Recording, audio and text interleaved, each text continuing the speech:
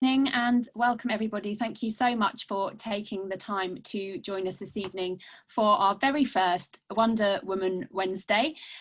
You're welcome. This is FWN Women's Network and we're doing a series of events every other Wednesday trying to demystify the Labour Party, make it a bit more of an accessible and friendly place, and to have some excellent panellists and discussions to answer all your questions. Thanks so much for joining us. You could have been washing your hair, watching Netflix, all the myriad things that are available to people now. So we're really grateful that you've decided to come and join us this evening. I'm the chair of FWN and it is my delight this evening to present this first one. It will be chaired by Anya Sizer and we have 4 of our brand new brilliant female MPs. We are currently joined by Abena Oppong-Asare, Taiwo Owatemi, Claudia Webb and soon to be joined by Florence Eshlomi.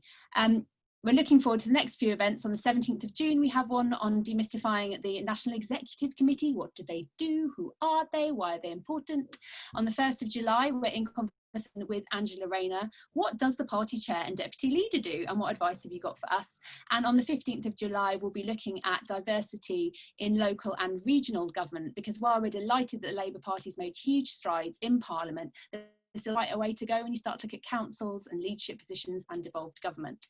So without further ado, I'm going to hand over to Anya for the rest of the evening. Tell us more about tonight. Thanks so much for joining us. You're very welcome. Hi and welcome. We're really pleased here at FWN Women's Network to be hosting the first of our Wonder Women panellists.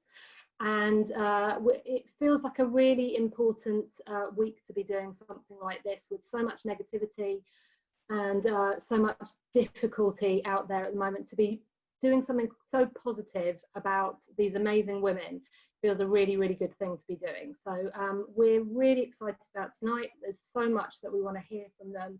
Not really enough time in an hour, unfortunately.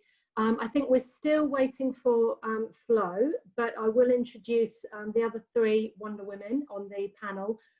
We have Taiwo Owatemi, who is the new MP for Coventry North West. She's a FWN Women's Network Exec Committee member with myself. And prior to becoming an MP, she was a senior oncology pharmacist in Dartford and Gravesham. So fantastic to have someone with a health background, that's wonderful. We then have the fantastic Abena Oppong-Asare MP for Erith and Thamesmead. She's still somehow the chair of the Labour Women's Network. I don't know how you find the time to do all of these things, but she's done an amazing job for many years with Labour Women's Network, and she's been a councillor and deputy leader of the Labour group on Bexley Council. And we also have the wonderful Claudia Webb MP for Leicester East. Thank you so much for joining us. Former member of the Labour's NEC and a councillor in Islington. So we have some amazing women. We really want to hear from you tonight. So please, if you do have any questions, send them in and we'll do our best to get through them. But I will just start with asking our first question. And I think I'll go to you, Taiwo, if that's all right. And ask, what did you find the main obstacles were to becoming an MP?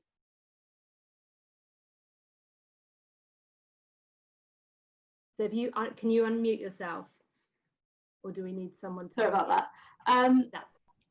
I guess the main obstacle was, I guess from the beginning when I joined politics, was knowing exactly how to go about in terms of building one's profile, in terms of knowing how to learn about key policy areas, how to be involved in that discussion and develop it. And it's one of the reasons why I actually joined FWN Society in the first place. And also, I guess, feeling comfortable enough and confident enough to go, actually, I have a voice and I have something to give back, and that my voice is worth being represented. I think personally, that was one of the biggest challenges that I had to overcome. I know when I first applied, I actually had a lot of people call me and say, no one really knows you. Why in the world have you decided to apply? And do you think you have a shot? And my answer was, I have something to give back. And even if I don't get selected, this is a growth opportunity and I will learn from that. So it's being able to be strong in oneself and believe that actually I have the ability, and that I believe that I can do what I feel passionate about, regardless of other people's views. Yeah. That's fantastic. Abena, anything that you'd want to add to that question?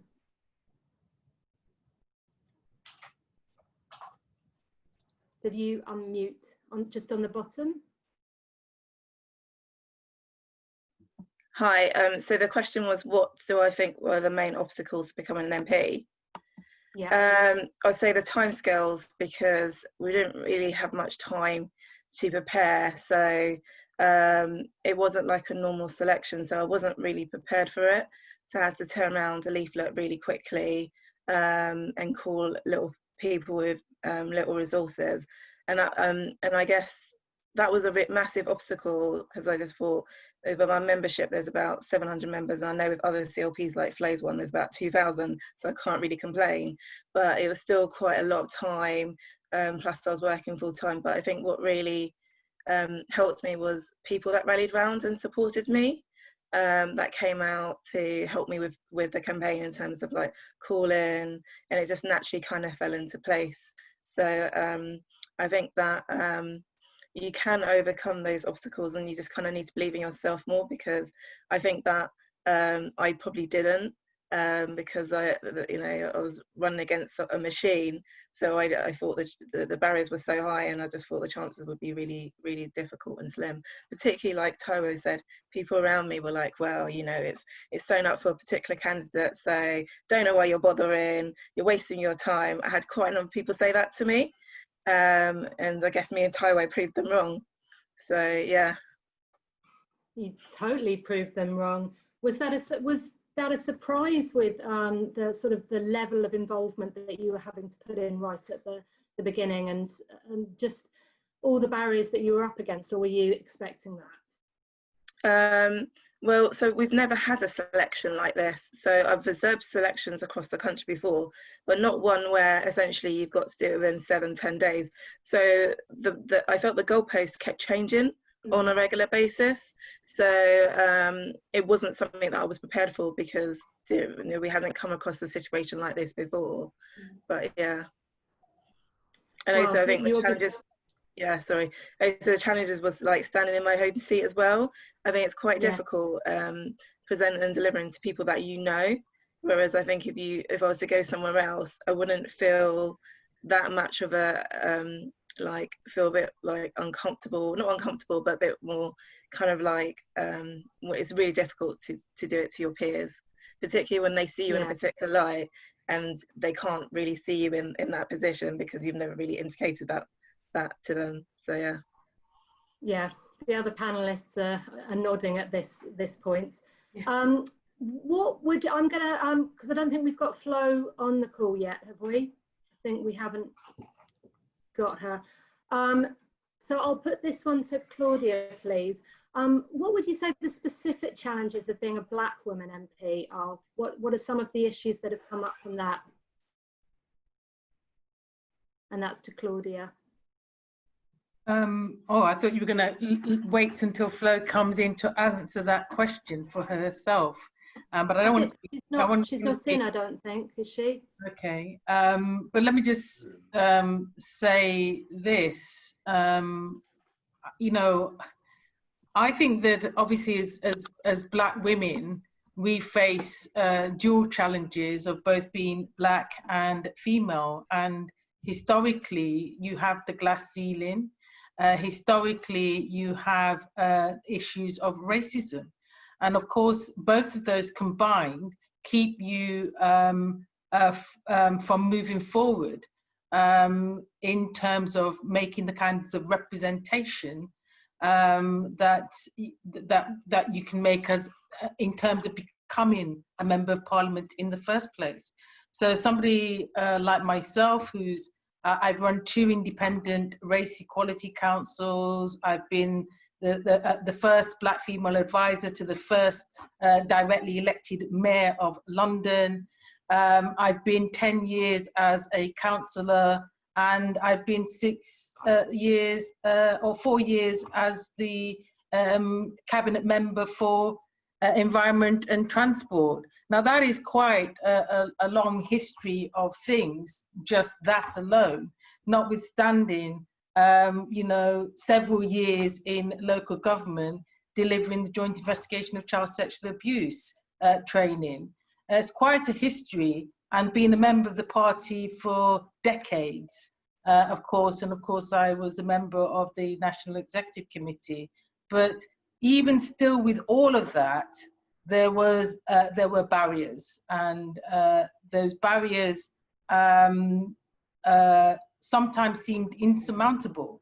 But I think you need perseverance, and you need a strength of resolve, because of what you believe in. And if you believe strongly in something, and you believe that you can bring about change, and you can be at the heart of transformational change, then you will continue to pursue the agenda regardless of the obstacles that face you. And I think that that carries itself into the position of being a member of parliament in the first place. So, you know, I come to this from a place of facing direct racism.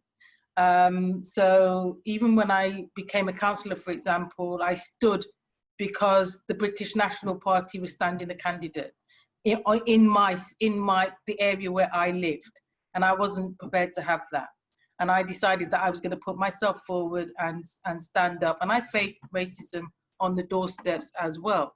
So you know, so you come through all of that struggle, and all of that holds you in good stead for when you become a member of parliament, because there are huge challenges to face when you become a member of parliament. And of course, you know, you know, in this particular session, of course, I think I was the last candidate to be selected for this round of elections, the very last, just because of my predecessor did a last minute resignation.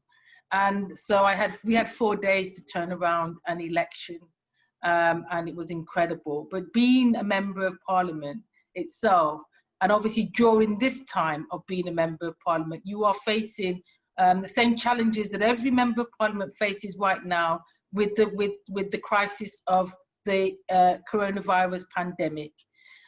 But you face that, and you face the huge upheaval that has caused, and the huge casework that there is. But you face that alongside, of course, coming in at a tremendous time in politics, because of course we have now the largest representation of African, Asian and minority ethnic MPs ever in Parliament. So that is something to build upon. And that is something to have solidarity around. But it's an hugely important time. And of course, I come having stood therefore on the shoulders of giants that went before me. So in a sense that we have Diane Abbott, who you know, got elected 1987, I think it was, but it was well over 3 decades ago. And she's taken a lot for us to be here now. And that racism and that misogyny and that sexism continues. And she's received, as we've seen, the worst level of abuse than anybody else has seen. So in a sense, she's carried the weight and the burden that we may well have had to face. We still face issues, but I don't think it's as great. At least I don't, you know, we haven't experienced the worst yet. But I think these challenges of the intersectional challenges that you face, not just being a woman, not just being Black, not just being working class, but all of these issues combine. But what keeps you going is your own self-resolve and the solidarity that you can form whilst here, both in and outside of Parliament. And I think that the experiences that I've had through life, and my experiences over time, holds up. But it doesn't mean that I'm made of brick or stone. No. And it doesn't mean that I'm not human, and things do get to you as well. Thank you, Claudia. I just want to bring in something that comes out from that conversation, actually, is the importance of support and friendship from fellow MPs. You sort of alluded to it there, and that's something I'd love to ask Abena a little bit about. That how important has that been for you, coming in and facing some of the challenges that Claudia's mentioned? How important has the female support and friendship been to you? Important, because as Claudia says, it can be really challenging. As we're all new MPs, so we don't really get as much support in terms of like our roles. When I say support, I mean the PLP have been great, and other MPs have been great, but in terms of like having the detailed, learning the ropes, members of the public, as soon as we got elected, we had our inbox full of cases and stuff. They don't have time to wait, so we don't have time to settle into our roles. We've learned, I would say, with our 2019 intake, we've built a really strong bond, and I would say that we support each other a lot. So we've got a WhatsApp group, we occasionally check in with each other, because I think like we've all started from the same setting, and it worked really well. For most of my political involvement, I've always had like a network of people around me, like develop friendships, because I think it's really important, like particularly strong female relationships, because you can find that they can relate to your experiences in terms of what you've gone wrong. And I don't really think that it serves our purpose in politics to be constantly competing against each other, because we're never going to achieve anything. You know, obviously there's been times where I've made mistakes in friendships like other people, because politics does attract in some circumstances some types of people, but you can find those network of people that you can kind of rely on and trust, and just call them up in the evening and say, oh my God, like today, oh my God, are we going home now? What's going on? Is the vote going on? Not sure, blah, blah, blah. We're all doing that. It's so important, isn't it? And I think there's nothing like female friendship in these kind of examples where you just get each other and you know you've got each other's back. It's incredible. Taiwo, anything you want to add to that?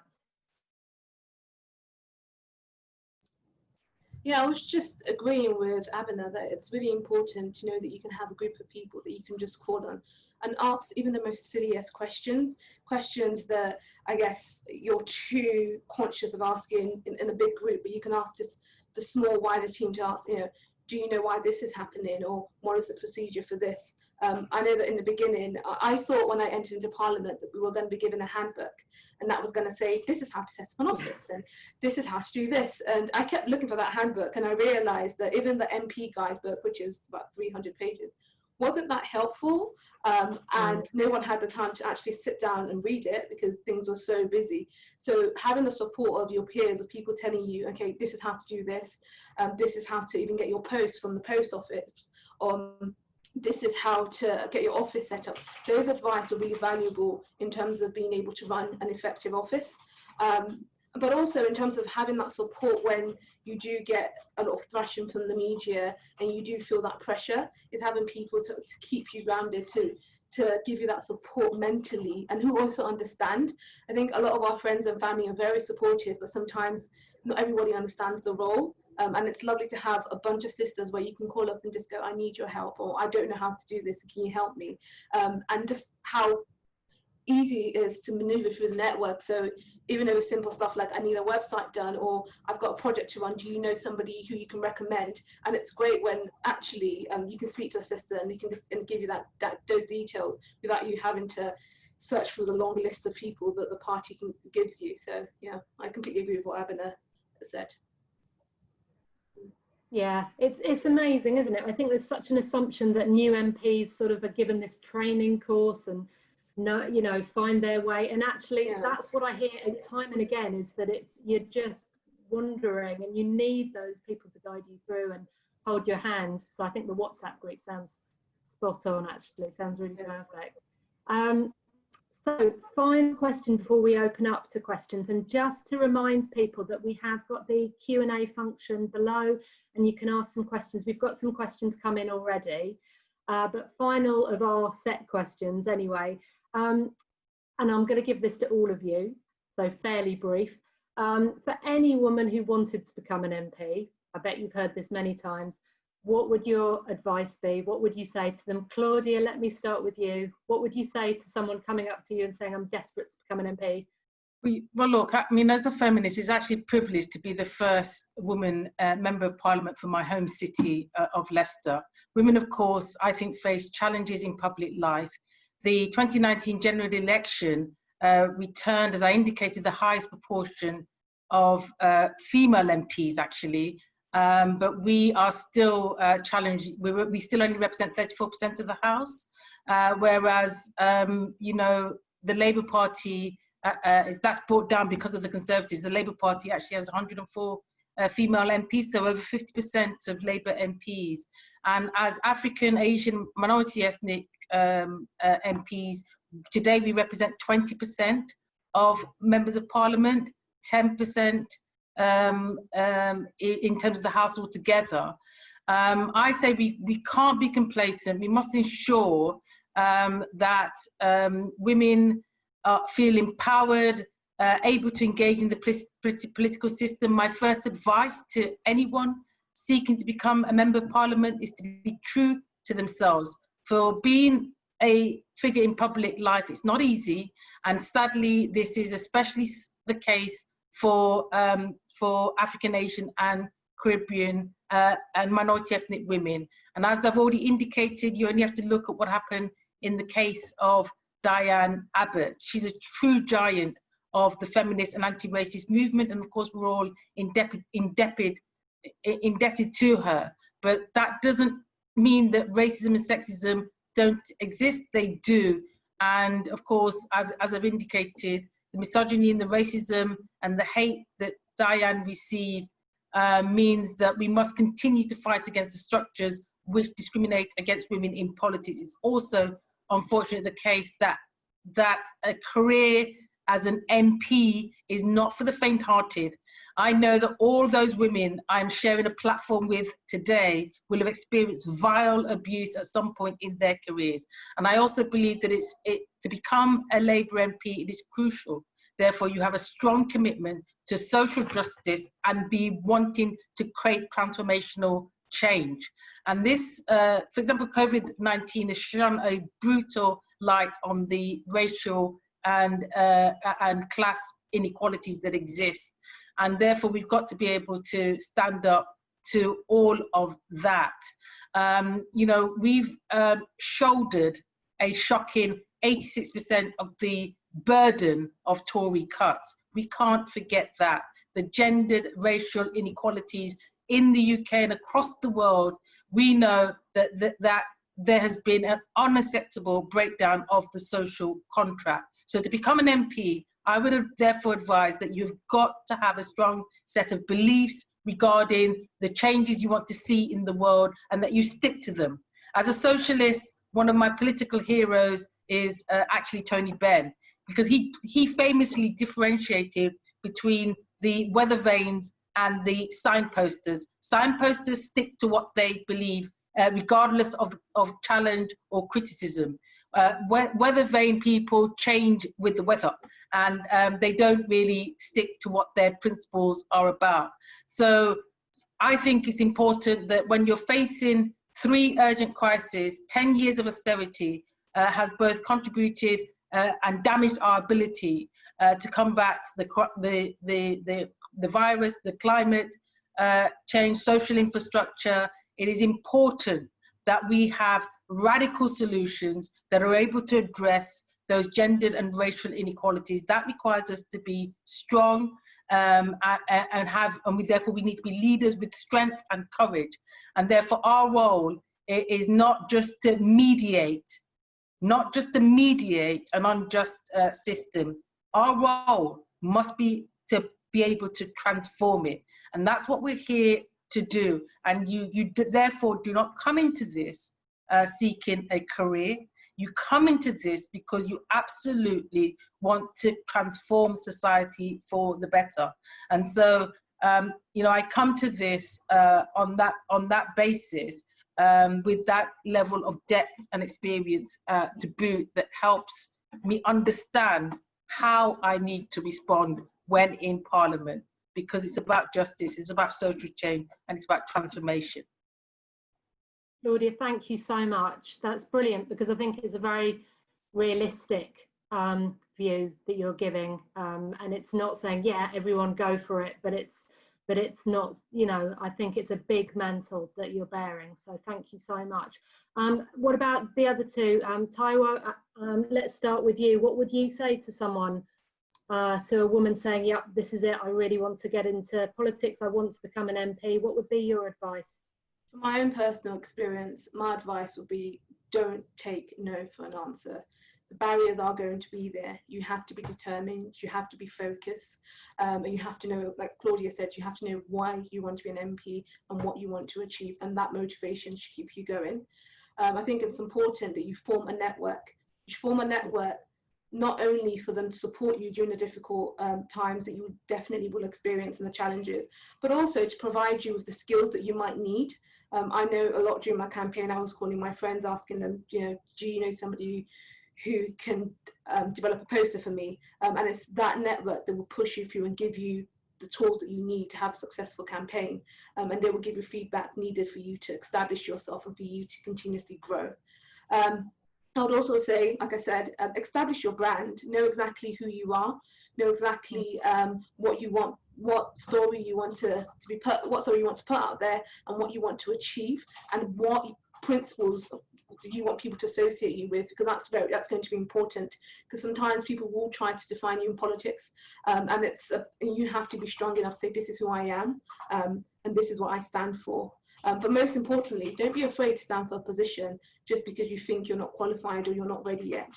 I believe that everyone has a voice, everybody has something uniquely different to give. And the true reality is that it doesn't matter, even if you've been in politics for ages, from everybody I've spoken to, being an MP is a completely new experience.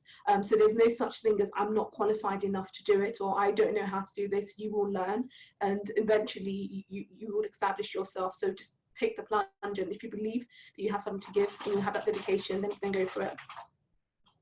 Amazing, thank you. Abena, over to you for last words in this section, and then we'll open up. But what would you say to that woman who wants to be an MP? So I agree with what Taiwo and Claudia said. I'd say the main thing is know why you want to do it. You need to also be realistic that it's not a glamorous job. You need to be extremely resilient.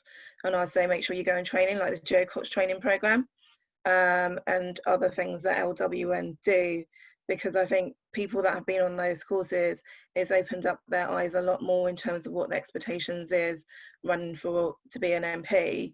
I'd say also see if you can shadow an MP as well. Obviously it's really difficult to do that because we're in virtual parliament, but that will give you a good insight as to what it's like working for an MP as well. But most importantly, you need to look at what your strengths are and also what your weaknesses are. And if you've got weaknesses, look at how you can address that. So for example, with public speaking is something that you're quite concerned about. As an MP, you need to be able to do public speaking, but no one expects you to be able to do it from day one. You learn with practice. But when you go to a hustings, you need to be able to deliver your speech. So those are things that you can practice on. And also finally, don't be afraid to make mistakes, or don't, like, if you go for a selection or you submit an application, don't get upset and say that's the end of it. You learn a lot from just submitting an application. So I submitted an application when I went for Lewisham East. And I was just proud I submitted the application. I had to be encouraged to do it. I had no expectations, but that really helped me for when I was going for Erith and Thamesmead, because I had an idea as to what was expected in terms of the questions that were going to be asked. So never ever be afraid to put yourself forward, and don't see any setback as a negative thing. It's always it's good practice, and you also get to learn who your friends are, who your allies are, over like every step of the way. I've learnt things. I'm still learning now. That's so helpful. Yeah, please. And I'll just quickly say something is, everybody thinks that you have to be perfect to be an MP. There is no one's perfect. You know, you have to learn. You'll make mistakes, you will learn from it, but you shouldn't be afraid to take risk. And that's the one thing I have learnt, that it's just about ensuring that you're giving your best to it. That's why I think it's really important. Sorry. That's so helpful, and I think what's great is you've covered some of the really practical concepts in that. You know, get the training from LWN and get the support from Fabian's, but also the emotional side of things and the value side of things. You know, it's so important that you know who you are and that you can stand on that. That's really helpful. Thank you, all of you. I think we're going to go over to some of the questions that we've been getting as we've been going along. So we're going to start with one that we'd thought of anyway. What is your proudest moment so far? Claudia, can I start with you? What would you say your proudest moment so far has been? My proudest moment, of course, is election day, and being able to stand at the count and have it announced that I have indeed been duly elected to represent the people of Leicester East. And that was proud for me because it's in that same constituency that my father, with his identical twin brother, worked on the factory on the factory on East Park Road, where at a time when it was tough and when life was tough, you know, and that my family came to the UK and faced those signs of no, you know, no blacks, no dogs, etc. And the fact that I'm back home in my home city with an accent that everybody understands because they recognize it. And it was really a proud moment to just be there at home in Leicester with my family and with the people that I know and the people that I grew up with. And the fact that, you know, I could say that, you know, Leicester is indeed, it was indeed the first first black city, because that's what I grew up with black being defined as those that were facing racism. We stood together and faced down racism, and that to be there, to have gone to a school, for example, that was closed down because of racism, to have gone to a school where they said to me that anybody that goes to this school will never amount to anything, and yet I am now here as a member of Parliament. That is what is proud. That I think that you know, I'm able to stand proud and know that the diversity of my city is something to be proud of, and it's not. It's a big transformation of what I grew up with, which was vile racism, hateful racism, racism where I got beaten just walking to school and coming home from school, and you know, sometimes left with my shirt torn off my back. That is what I grew up out of, and I'm back representing a city that is now proud of its diversity. Amazing. And I couldn't be proud of myself. You should. That's wonderful. Thank you so much. Abena, what's been some of your proudest moments or your proudest moments? As an MP, Yeah. I'd say particularly helping people get the outcomes they wanted with their cases, particularly like getting those that are stranded abroad. And to be honest, I couldn't have done it with my good team, actually, who have had to be really creative in trying to get a lot of people that have been stuck in certain countries out, and we managed to get most of them out. So I'd say that's one of the proudest things, because it was kind of like stressing me out a bit. Yeah, so I'll say that's one of the few things, and plus the fact that I'm still alive.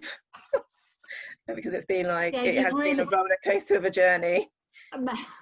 I'm sure being a new MP is crazy at the best of times, but you really have been thrown in at the deep end. I mean, it's been incredible, all of you. Taiwo, how about you? What's been some of your proudest moments? I guess on top of being able to make a tangible difference in people's lives, I think my proudest moment was actually when I gave my maiden speech. It was the first time that I think my mum, uncle and brother had ever been to Parliament. And my mum just looked shocked. Although they were there with me on the day of the count, I don't think it really sunk in that I'd won the election.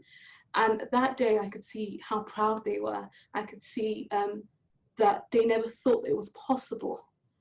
But that, hearing my speech, they realised that actually that I have been able to do something and overcome a barrier which I never thought was possible.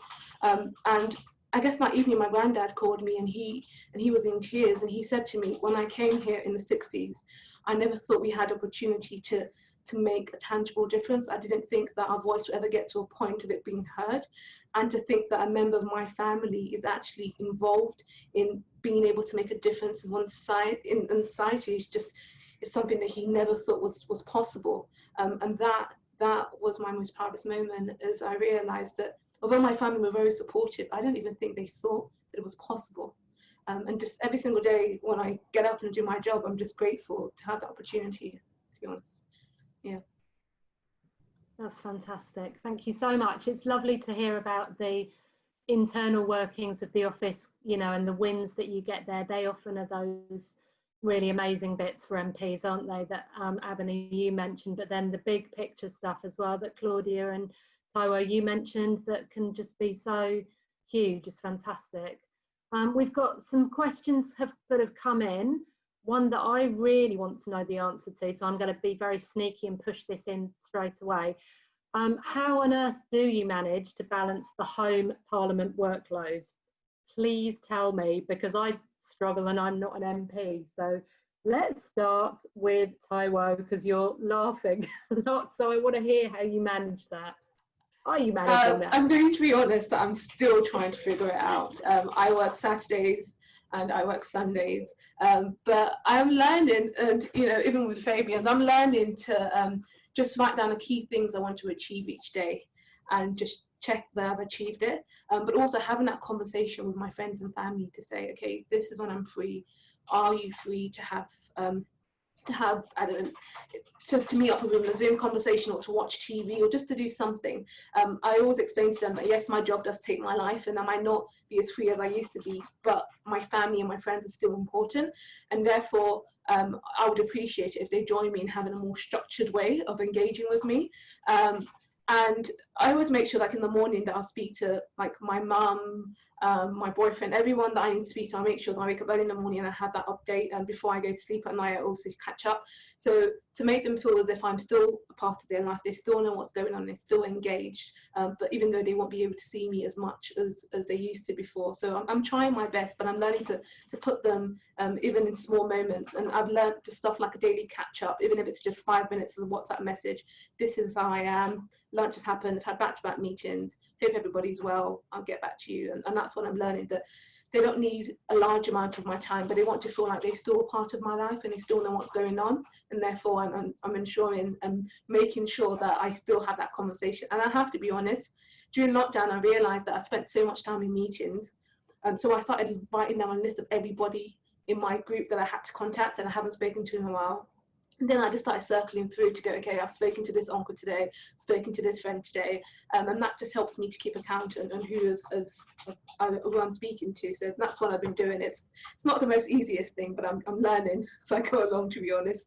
Yeah, that's really helpful, actually. I quite like. I might nick a few of those ideas. Thank you. That's really good. I'm going to ask the other two in a moment as well, but I've just been asked to double check. Can anyone that's watching, can you vote on the questions that you'd like to ask? Because we will have a little bit of time now. We've got about 10-15 minutes, and there's a few questions that have come in. So if people can vote on which questions you'd most want to ask our Wonder Women, and then we can ask them. But Claudia, how do you manage the work-life balance? Are you managing the work-life balance? Any tips, please? I mean, look, this is a reality check. I think when you decide to do this, you know that your life almost becomes parliament, and politics actually, I think, almost can consume you, because there is just so much to get done, and particularly at this time of this crisis, I didn't think we could work any harder. But this crisis has shown that you can work even harder. We think, I mean, for example, transforming to the digital form, these Zoom meetings, you think it would make life easier. And it would create more time because you're not traveling and so on. You take the time back. But actually, there are more meetings to be held by Zoom, and more discussions and more debates. Don't think that you're going to get your Saturdays and Sundays, because we never had it anyway when we were on the campaign trail and, you know, making sure that we were knocking on doors. Well, we're doing that now, and continuously. It's 7 days a week. I'm afraid to say it is 7 days a week. I won't lie. It has consumed my entire life. And I didn't think I could work any harder than you know, before I came to Parliament. I thought I was already working hard. Coming into Parliament, I was working even harder. And of course, with the crisis that we're facing as across the world with this coronavirus, it means that it is now totally consumed you. So I think that there are moments that the one thing about obviously the digital form, it also means that you can use that same digital form to kind of catch up with family as well, that you're not seeing on a weekly or daily basis. So you can create a family gathering so that you can connect with family via Zoom, and that's always good when you're connecting people with family globally, as all of us will have families across the world, actually, because that's one of the beauties about being from a diverse background. It means you have family everywhere, and so it means that you can catch up globally, and that's pretty good, because you can then share in a way and remind yourself, get right back to basis as to who you are, because you are the most humble with your family, and it just brings you right back to earth, that you aren't this member of Parliament, you are just Claudia, a family member, and just like you always were. And so that keeps you grounded, and I'm grateful for that, because so those connections with family and with the people that your friends, they are important, because it keeps you very grounded. And I just think that we just need to remind ourselves that as members of Parliament, we are all just, like everybody else, human beings. And so we should never think that, in a sense, we should never think that anything is greater, that we are greater than anything else. We have a lot of power, granted, but we must be able to continuously use that power to help others. And the difficulty that we have is that right now, everybody needs help. And there are people that are coming to us and they're saying to us, I never thought I would ever need to contact my member of Parliament, but they are now contacting their member of Parliament because everybody needs help. And I think that that's what keeps us busy right now. And that's why, you can see me and Taiwo, we're still in our offices and we're still here. And who knows what time we'll end up going home. But this is not an easy thing. It's very difficult, and it does consume your time. Yeah, thank you so much. We're really grateful, hugely grateful for the work you're doing, and I know working in an MP's office just how hard you all work. It's incredible, and I'm really glad to see Flo here on the call. Flo, thank you so much for making it and for joining us. How are you? I'm a bit hot and tired. I should have stayed like Taiwo and Claudia, because I thought I'm going to leave quickly and I'll get home. Westminster was closed. I thought, okay, so I'll walk to Victoria. Victoria was closed. Okay, I'll walk to Vauxhall. Vauxhall was closed, and I'm like, I might as well walk to Brixton. So we are just so grateful to see you. Thank you for even popping on. It's really, really appreciated. I'm going to chuck a question at you because we want to hear your voice. Quick question. We've asked all the other panelists as well, is what is your proudest moment since becoming an MP? Oh, I definitely say, definitely in terms of making my maiden speech, because for me, as most of the other MPs have probably highlighted, this was my third selection. I've stood for Parliament before. I've stood for an internal selection before and haven't won, and I'm sure people have touched on it. As a Black woman, you have to be resilient. And if I wind back to my selection process, the applications opened on a Monday. I went for the interview, and the hustings was on a Sunday. So on the Monday was the start of the half term. I didn't have any childcare. My husband was away. And I thought to myself, how am I going to contact 2,300 odd members to try and get them to vote for me and then turn up on a Sunday? So it's about that resilience of never wanting to give up, not doubting yourself, and people thinking, oh my God, you know, she's going again. And I thought, if I don't win this, they're going to be like, oh, her again. And I thought, you know what, I'm going to put everything into this and I am going to win this. And I went in with that positive mentality. And I thought, and there were so many people during that week, it was, like I said, it was a short selection. There were so many people during that week that probably thought, this girl's lost the plot, she's mad. Because I was already speaking into existence that I am the candidate and I'm going to be the MP when the Prime Minister calls this election. And that was the spirit and that was the positivity that I used, because we as Black women have to make sure we champion ourselves. If we don't believe in us, no one else will.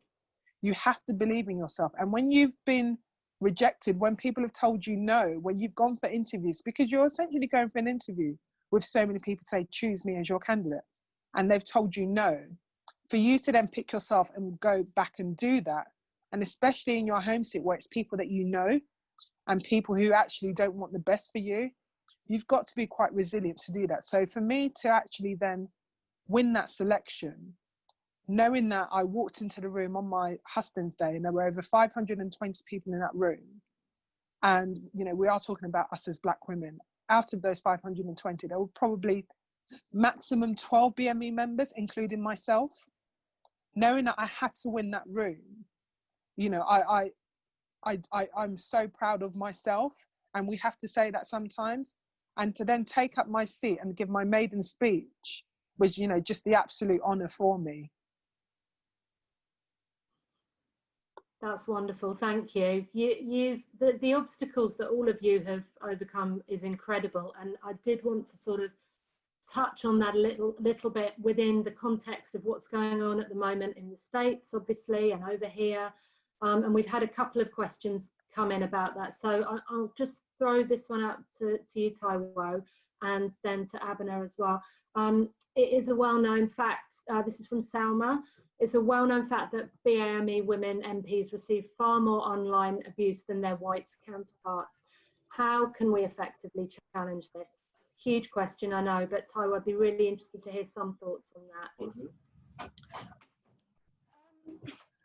I saw an interesting post the other day on Instagram, and it said that in order for racism, institutional racism to be addressed, we have to be able to teach our Caucasian counterparts about the small things that actually affect us in our daily life. So a good example is when I change my hair, no one ever seems to recognize me. And I always find that weird, because my nose hasn't changed, my height hasn't changed, the scar on my forehead hasn't changed. I have recognizable features. Why is it that just because I've cut my hair or it's longer, that you can't recognize me? And things like that makes you think, oh, am I odd? Because I don't have that same difficulty recognizing a Caucasian counterpart that I see. I notice when they've dyed their hair, I notice when they've cut their hair. And it's just these things that make you feel less.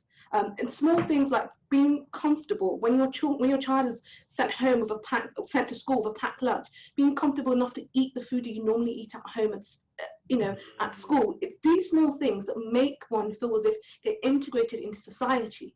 And I think as women, what we can do is teach our children and teach those around us that actually to accept the culture, not just the faith, not just, oh, I have a friend from a different ethnicity, but actually I respect their culture.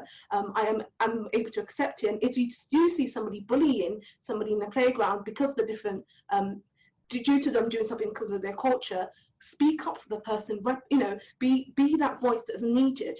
And that means small things such as if you go out in the nightclub and you see the police harassing them, speak up and ask, why is it that you've only targeted my black colleague? That is how you make a difference. I think what's going out there with the Black Lives Matter campaign, it's crucial and it's important, but it's the subtle things that are important in order for us to actually address racism. Thanks. Same question to you, Abena. I think also, I think we also need to have an honest discussion. I think this is the first time, well, in one of the first times where there's been a tragic murder, and then everyone's being kind of like disgusted, upset and traumatized. But these things aren't anything new. It happens on a regular basis. And I'm kind of sick and tired of having these conversations. You know, if I'm going to be completely honest, I do feel that, you know, something else is going to happen and everyone's going to kind of forget about it. It can't be ethnic minorities constantly championing this. Like Taiwo said, we need our white counterparts to amplify our voices. And I think also recognise the power that, you know, white individuals have, particularly in positions they have where you see ethnic minorities are underrepresented, and being that those individuals that amplify. And sometimes maybe if there are positions coming up for office or stuff like that, if you see that there's a lack of diversity, thinking about maybe you should step aside and allow someone from a minority group to go for those positions. Do I feel that we're ready for that? I don't. I think that we need to change the way things work and the way things, the way people enter into dialogues. The words I see or hear a lot is unconscious bias, you know, particularly when I've spoken about my experiences where I've had it being kind of watered down by others.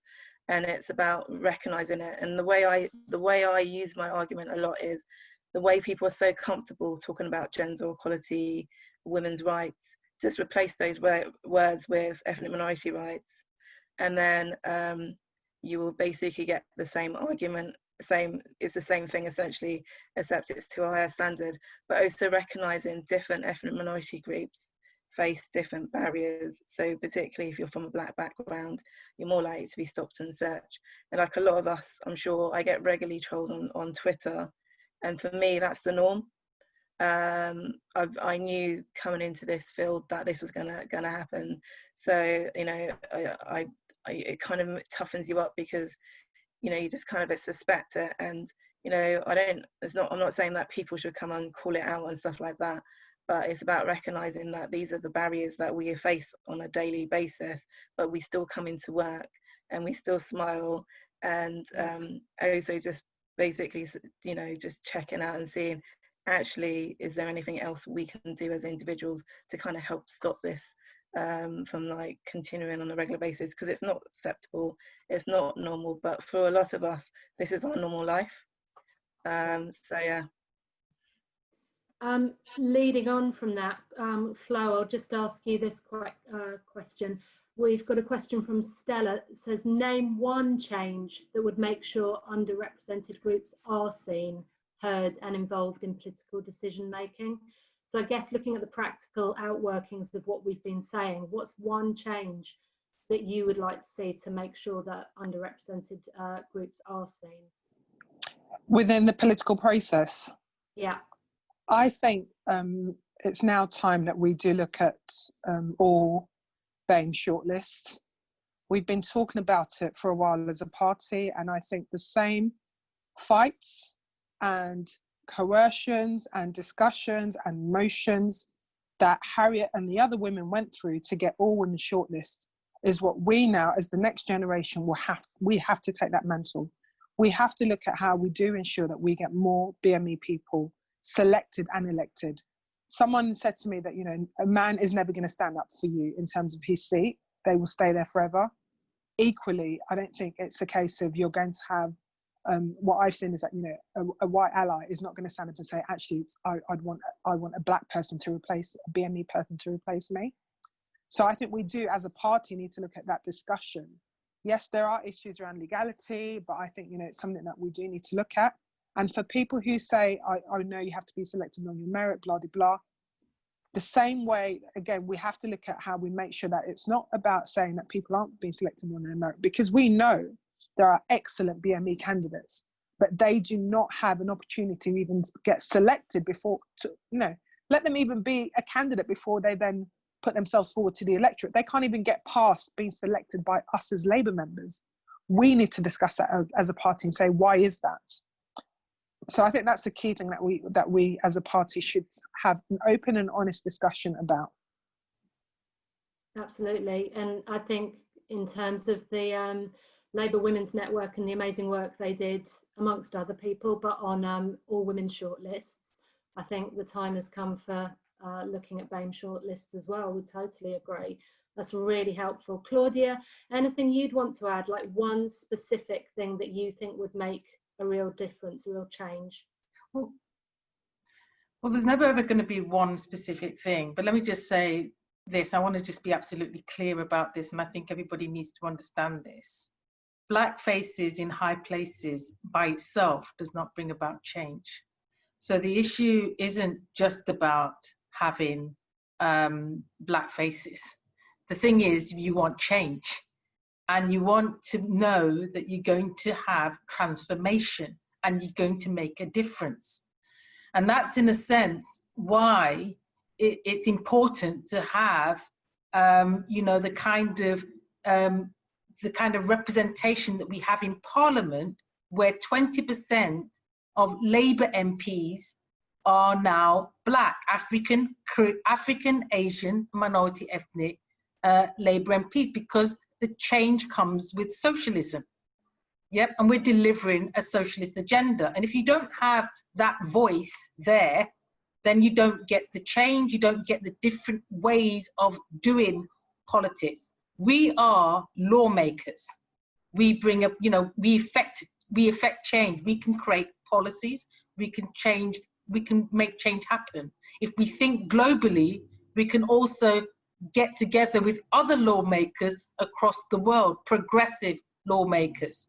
That's why it was so important, for example, why we joined together with progressives in the States, for example, to call for the end of global debt. These are the kinds of change, transformational change, that we demand. And it is a demand and not a would you please. We are no longer in a position of would you please do this. It is now a demand. Nothing happens without demand.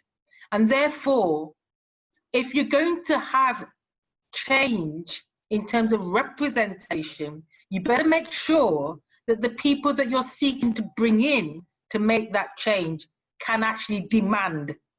Because if they can't, then no change will happen. And so it's really important that not only we fighting for that representation, not just in terms of what I call the three nexus of power, politics, business, and the media, that we get that change that reflects a voice that creates demand and change, because that's what makes this series of politics, that's what will make it exciting and different. We joined under this manifesto as Labour MPs to say that we will be on the picket line, we will be at the demonstrations, we will be standing shoulder to shoulder, and we should be standing shoulder to shoulder today with Black young people that are on our streets demanding change. That's where we need to be. And that's why when you have the police service, which can only operate on the basis of trust and confidence, what they should be doing is standing shoulder to shoulder, seeking justice, because that's what happened to George Floyd, that's what that demands. And we can never, ever give up, because it's been going on for decades. This Black deaths in custody, this injustice, it's been going on for decades. We were campaigning on it before we came to Parliament, but now we have the power to enact change. Absolutely. And that's what we need to do. Absolutely. And that's why tonight's been such a privilege, to be here with 4 change makers who have fought their way to get to where they are and are making such a huge difference. We are really, really grateful for such a massive dose of positivity this evening. And we just want to take this moment and say thank you, and we're here for you, and keep doing the good that you're doing. It's fantastic, and we will support you all the way. We've run out of time, unfortunately, which is gutting. I knew we'd have so much more that I want to talk about, but please, if you're interested through tonight, you've been watching and you've got more questions, more things that you want to get involved with, please contact Fabian Women's Network or Labour Women's Network on Facebook and Twitter. Get involved, and just let's get supporting each other. This has been an amazing first Wonder Woman Wednesday. Very proud to have been involved, and ladies, thank you very, very much. Keep on doing the good that you're doing. Thank you.